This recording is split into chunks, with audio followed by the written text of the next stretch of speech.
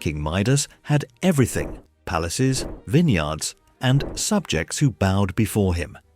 But above all, he craved gold.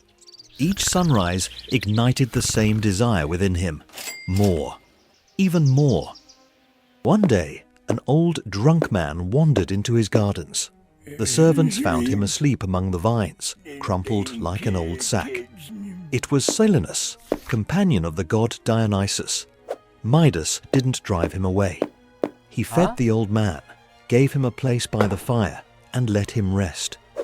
When Silenus had recovered, Midas led him to the woods where travelers, satyrs, and the god of wine himself rested. Dionysus stepped quietly from the shadows of the vines and, looking at the king, asked, "What reward do you desire for caring for my friend?" Midas didn't hesitate.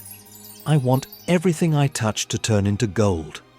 The god looked at him longer than necessary. There was something like doubt in his gaze, but he only nodded and disappeared among the trees. The next morning, Midas woke and touched his bed. It gleamed like molten metal.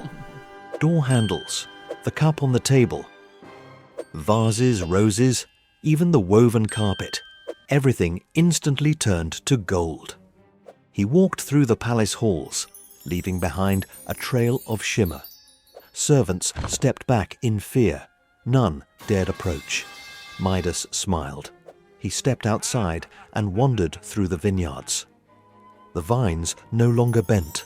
They rang like bells. He touched every object that held even the faintest value, turning it to treasure.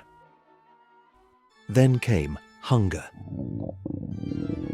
He picked up a piece of bread and held a golden lump, raised a goblet to his lips, and the metal burned his mouth. Food became decoration, wine, poison. Then his daughter Zoe came to him. She hugged him, not understanding why her father looked so pale, and she froze, golden, cold, gleaming. He wanted to embrace her, but there was no one left to hold. He fell to his knees. His hands trembled. He cried out for Dionysus, begging, screaming. The god returned. His gaze was calm. "Go to the spring on Mount Pactolus," he said. "Wash your hands there, and you will be free of the gift." Midas walked for a long time.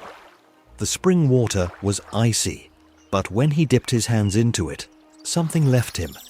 From his fingers, like sand, the gold slipped away. He raised his hand, skin again, warmth again. He returned home, gathered all his servants and said, "Give away my gold. To the poor, the sick, those in need. I've kept only what causes no harm." From that day on, Midas wore no jewels. He counted no coins.